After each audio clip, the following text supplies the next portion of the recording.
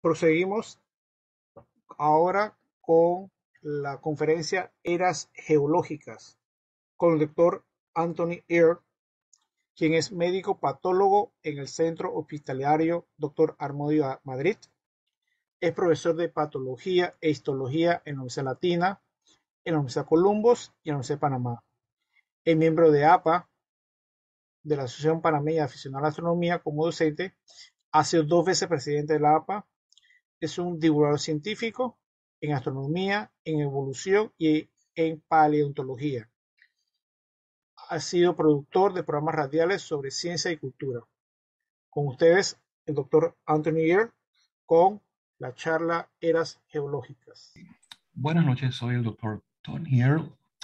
Vamos a dar una pequeña charla, un resumen de lo que son las eras geológicas, sus principales características y una muy breve introducción histórica de cómo las personas empezaron a deducir que la Tierra tenía muchos millones de años.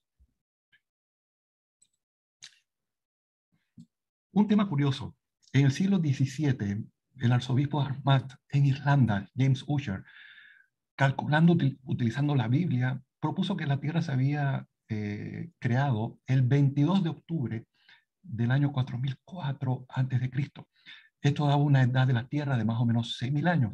Y la mayoría de las personas, sobre todo no científicas, pensaban en esta Tierra joven de cerca de 6.000 años de antigüedad.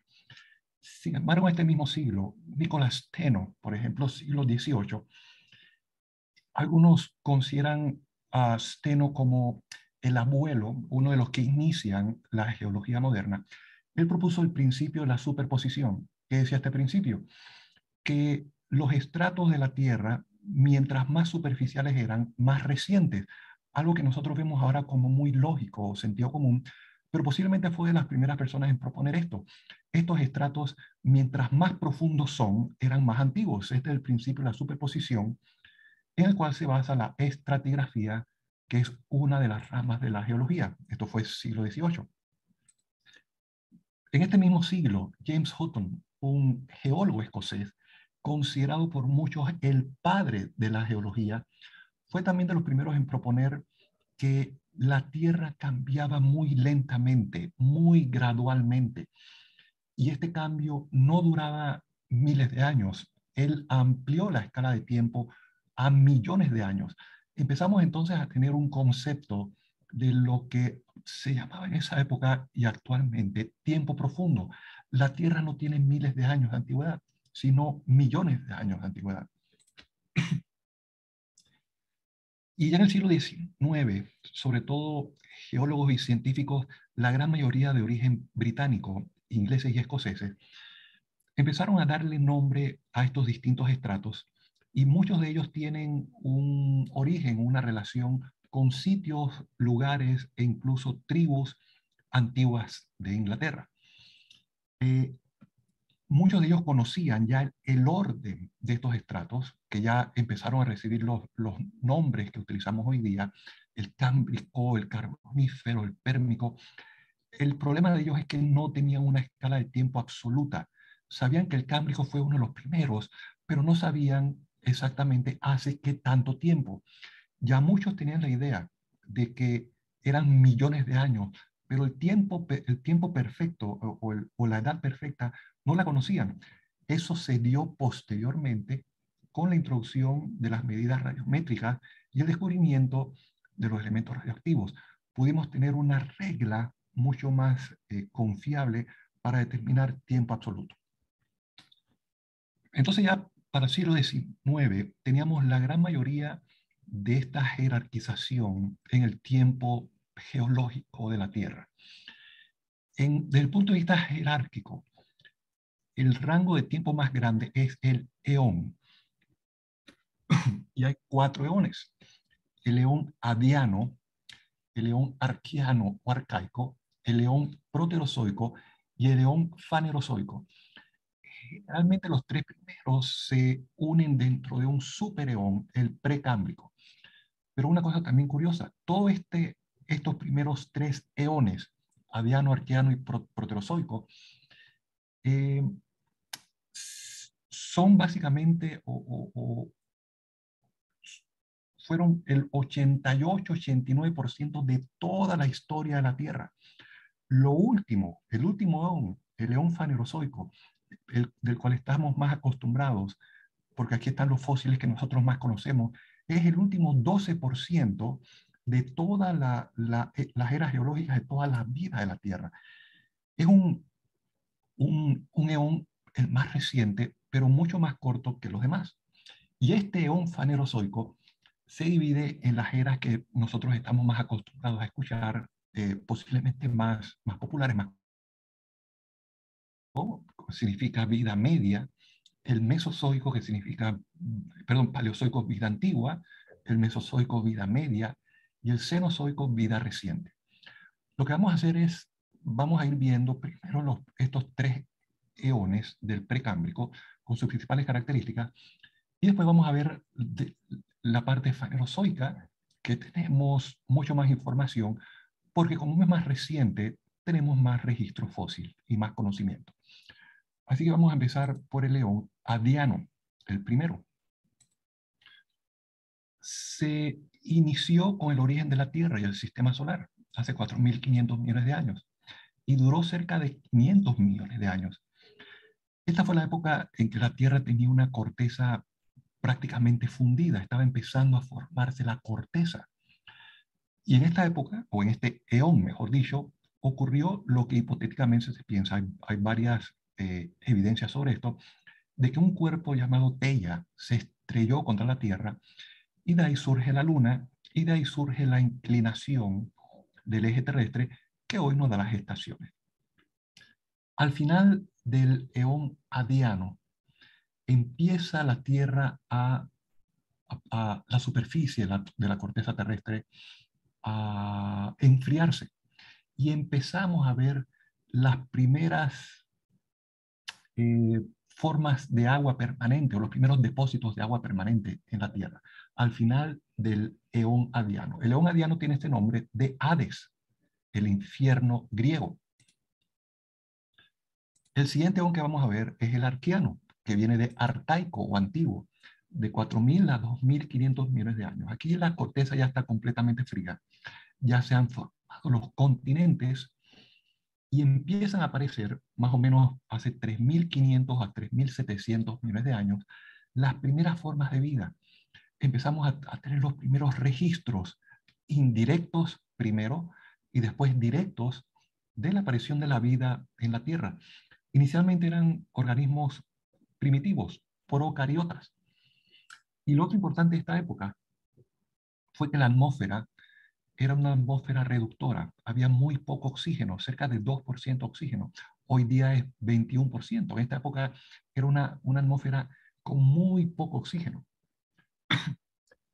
Estas primeras formas de vida están representadas principalmente por unas formaciones que actualmente todavía existen en Australia y en Bahamas, que son los estromatolitos, formaciones rocosas de carbonato formadas por bacterias. Pero estos son las formas de vida más antiguas conocidas.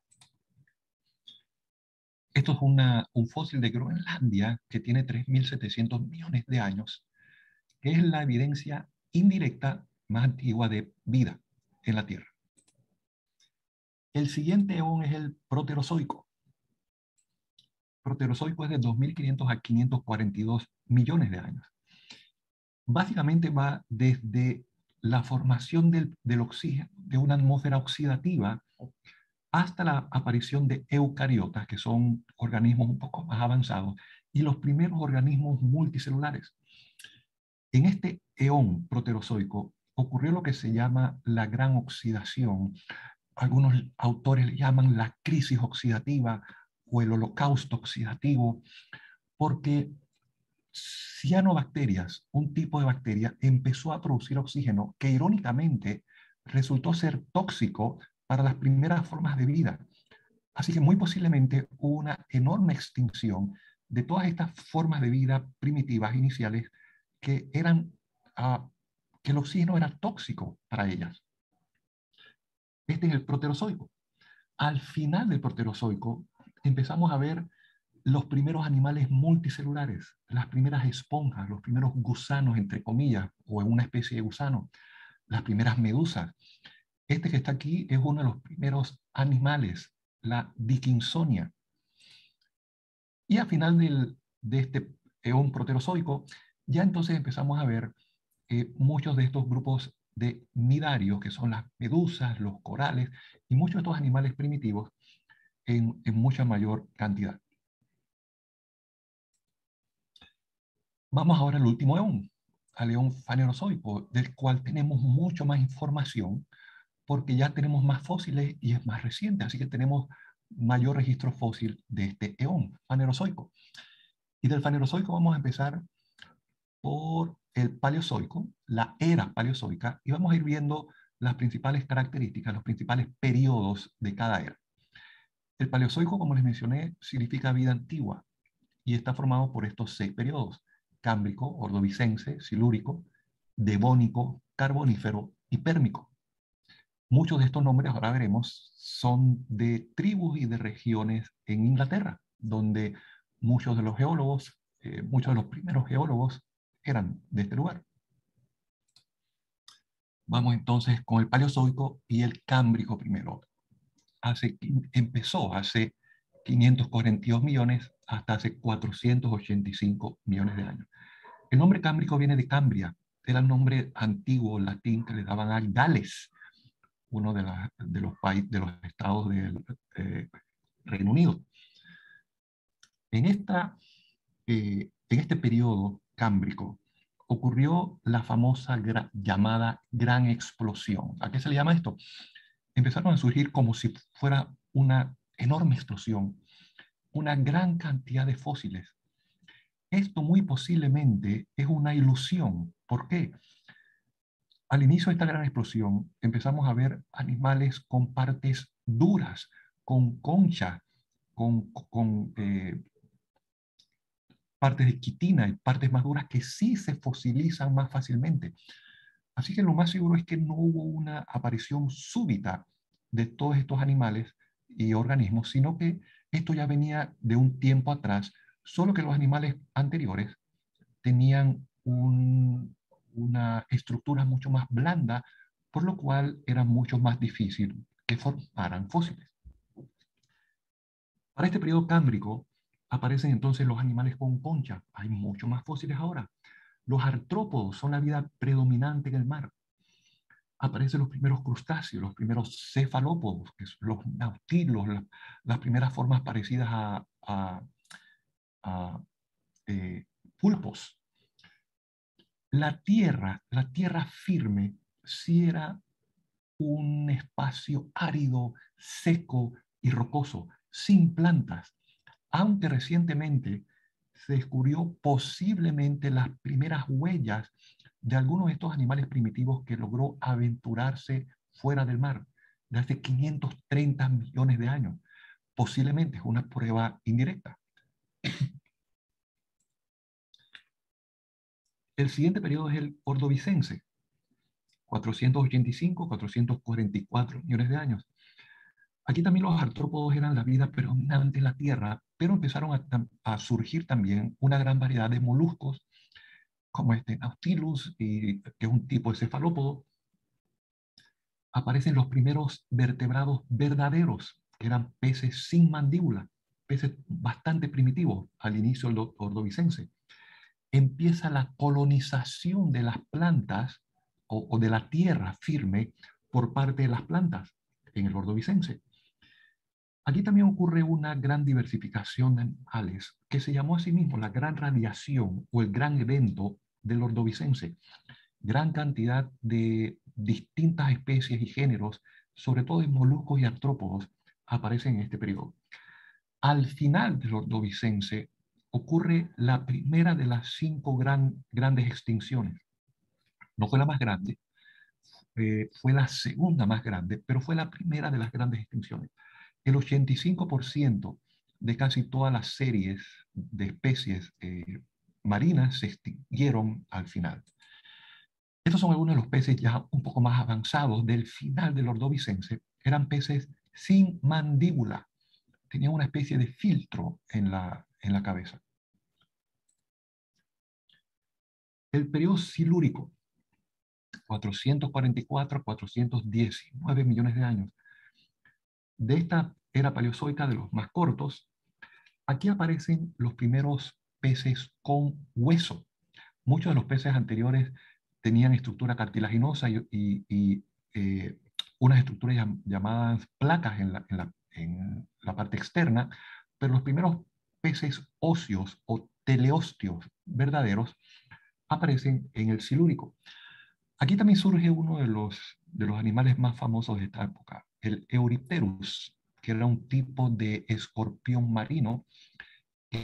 Especies familiares de este escorpión, tiempo después, llegaron a ser bastante grandes, 2 a 3 metros de longitud. Esta es una representación del primer pez verdadero con huesos, pez con huesos, en el silúrico. El silúrico, de hecho, no les había comentado, viene de una tribu celta, los siluros, que habitaba la antigua Inglaterra. El siguiente periodo es el Devónico, viene de Devon, la parte sur de Inglaterra también. Aquí aparecen los primeros dientes. Los dientes evolucionaron a partir de las escamas de los peces. Hasta ese momento no había una estructura especializada para cortar carne o para comer. Eran parte del hueso que formaba el cráneo.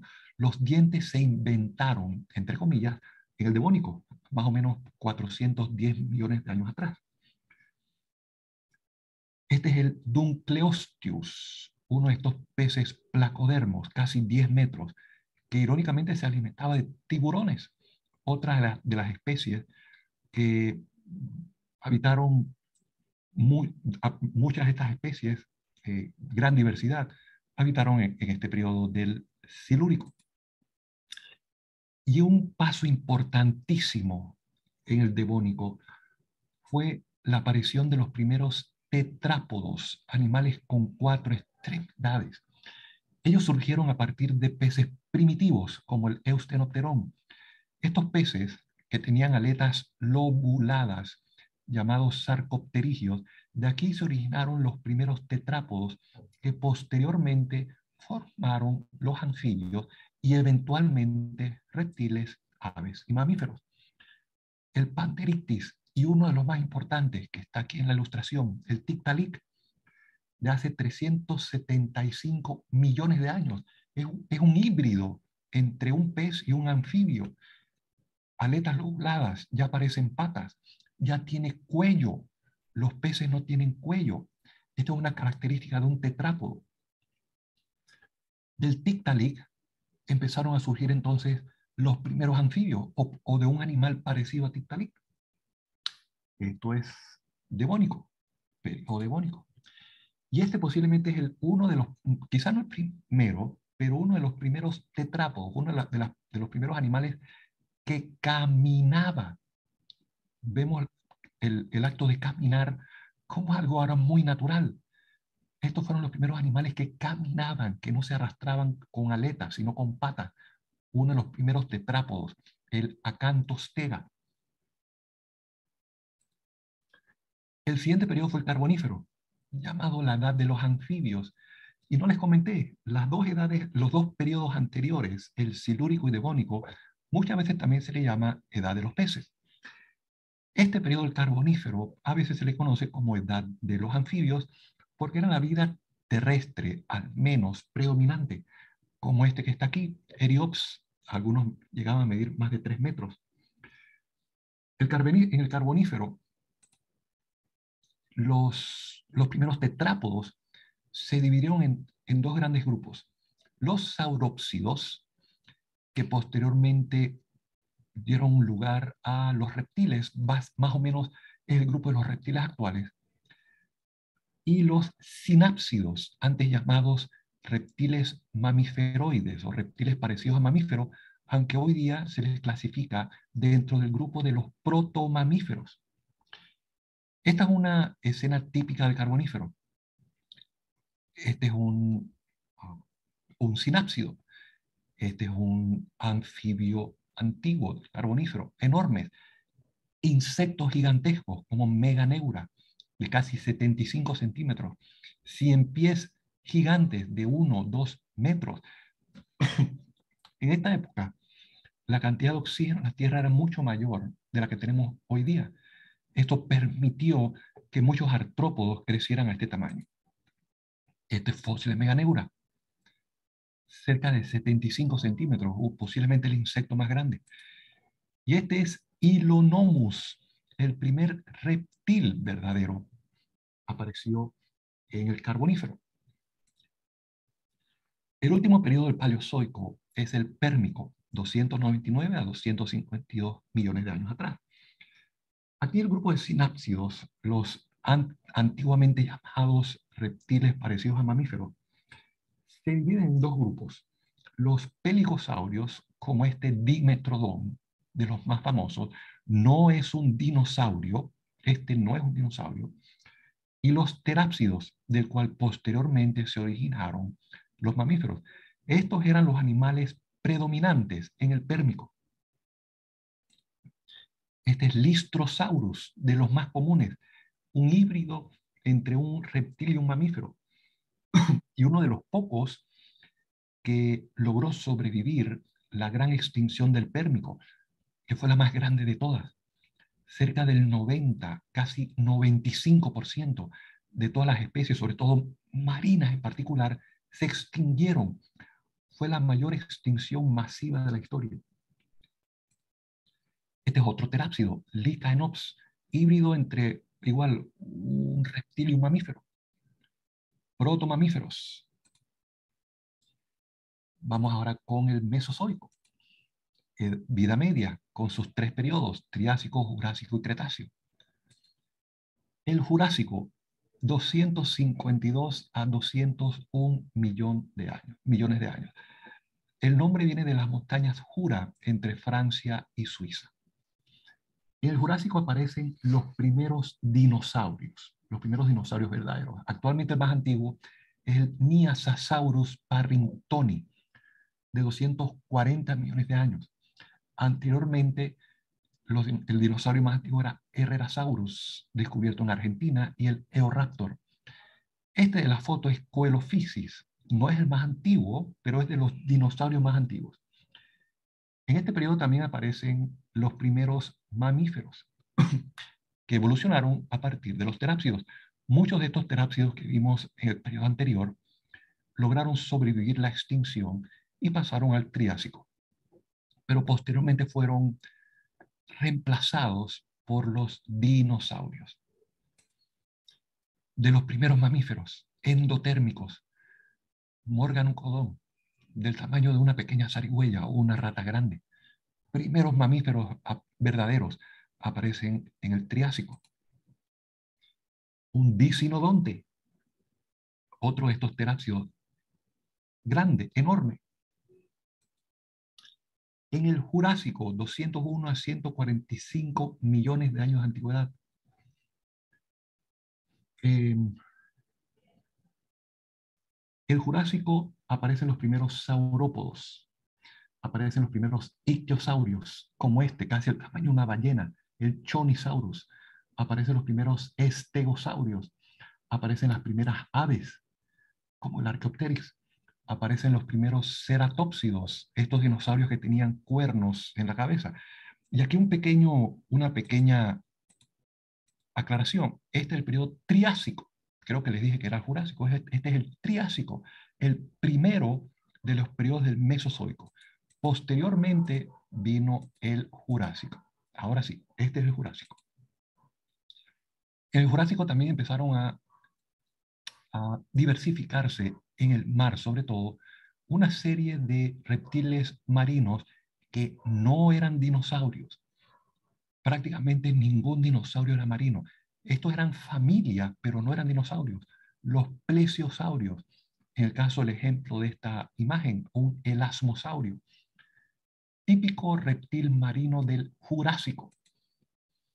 Los primeros saurópodos verdaderos, los primeros pterosaurios, reptiles voladores que tampoco eran dinosaurios.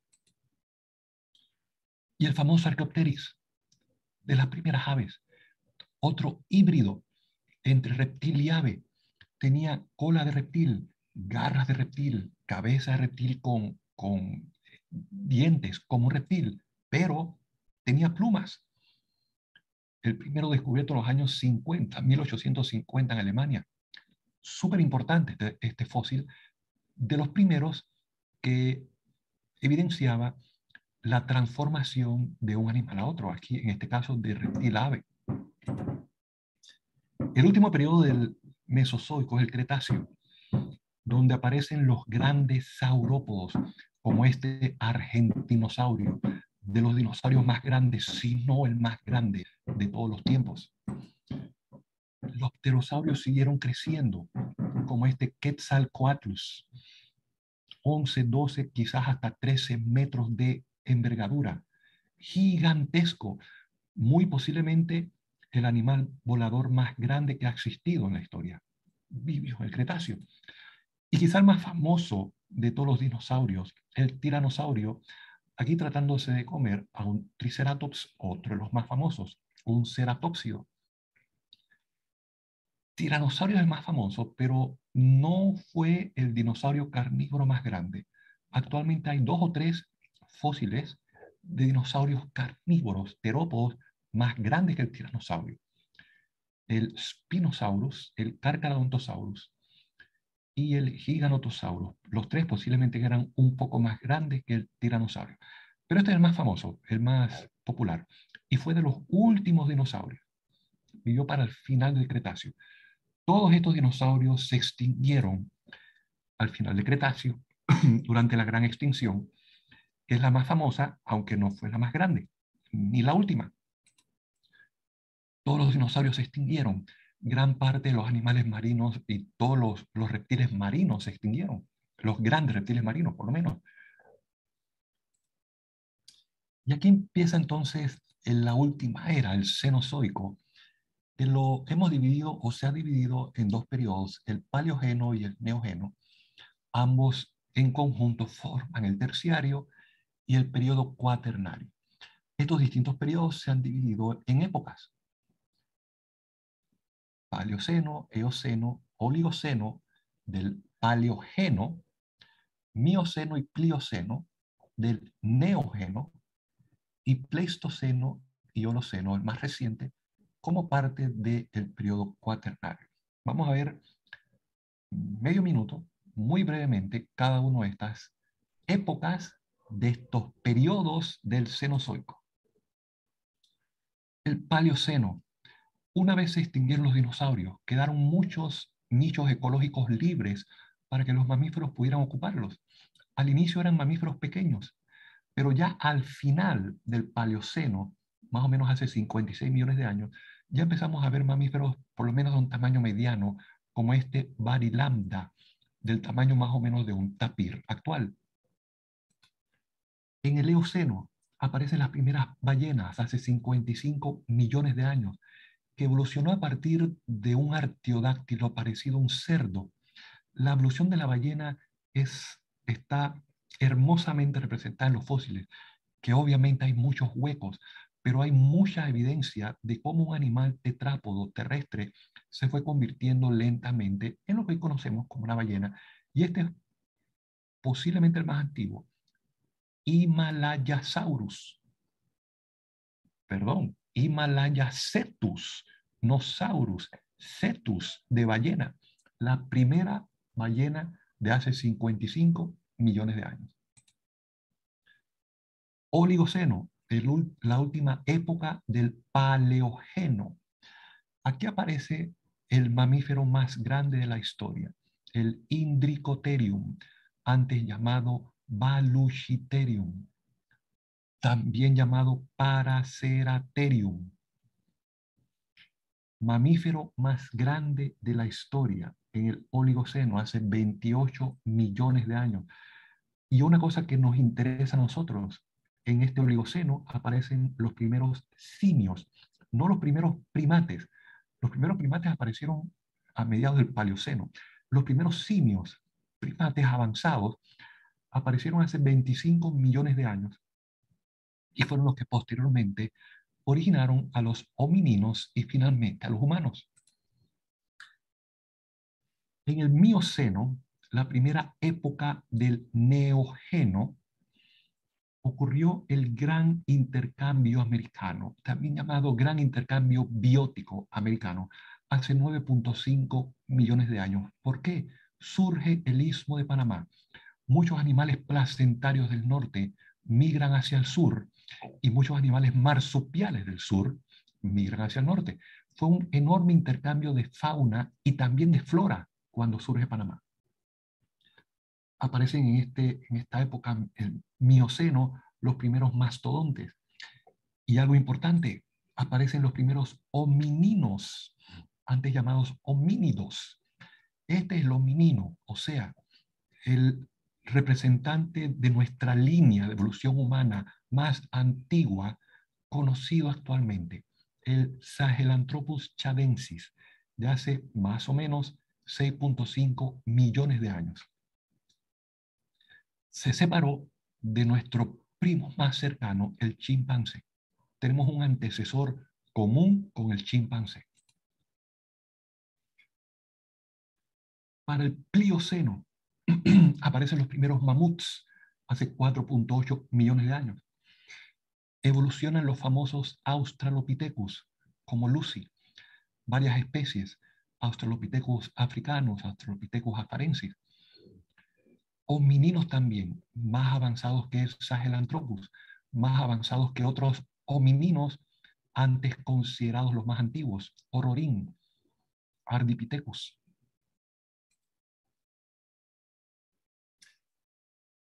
Ya para el cuaternario comentamos hace unos minutos que se divide en dos épocas, Pleistoceno y Holoceno. Para el Pleistoceno empezó hace 2.6 millones de años hasta hace 11.700, súper reciente. Evolucionan y aparecen en la fauna el Smilodón, el tigre diente de sable más conocido y grande. Hubo varias especies conocidas como tigres dientes de sable. El más famoso, el más grande es Smilodón, Norteamérica, 2.5 millones de años. Y quizás lo que más nos interesa, aparece el Homo habilis aquí a la izquierda, hace 2 millones de años. La especie habilis es porque fue el primer hominino asociado a instrumentos y armas. Sin embargo, hace un par de años, hace pocos años, se descubrieron unos artefactos, unas herramientas de casi 3 millones de años para la época donde solo había Australopithecus. Así que posiblemente los primeros homininos en utilizar herramientas no fue Homo habilis, fue algún australopitecino antes que Homo habilis.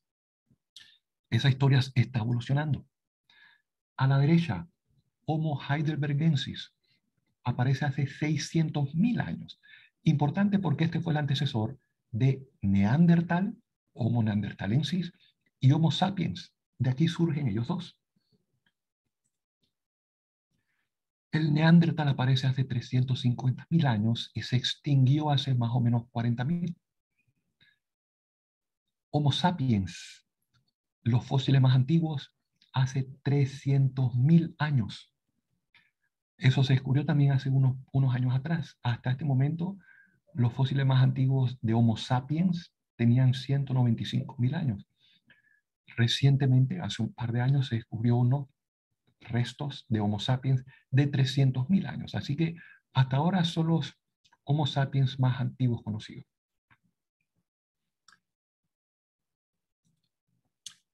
La última época del periodo cuaternario de la era cenozoica, del eón fanerozoico, es el Holoceno, que inició hace 11.700 años. Ya no hablamos de millones, sino 11.700 años. Esto en la arqueología humana, esto es el inicio del Neolítico. Inicia la revolución agraria. Empezamos a cultivar, ya no somos nómadas. Y aquí fue el inicio del predominio de los humanos en la tierra. De hecho, hace mucho tiempo empezamos a a influir de forma importante en toda la fauna y flora. Posiblemente parte de la megafauna del Pleistoceno fue extinguida por nosotros. Hoy día hay muchas personas que consideran que hemos cambiado tan radicalmente la superficie terrestre que debemos nombrarla con otro nombre. Y algunos han propuesto el término antropoceno. Esto es un término que todavía no es oficial. Esto posiblemente vayan a pasar muchos años si se oficializa, si es que ocurre. Pero sí es un hecho que hemos cambiado radicalmente la superficie de la Tierra. Esto fue un resumen, quizá tratando de sacar lo más importante desde el punto de vista de la fauna en particular, de cada una de las épocas y de los periodos y de las eras y los eones de la Tierra. 4.500 millones de años. Casi el 90% de esta historia, casi 90% de este tiempo, o no hubo vida o era vida microscópica.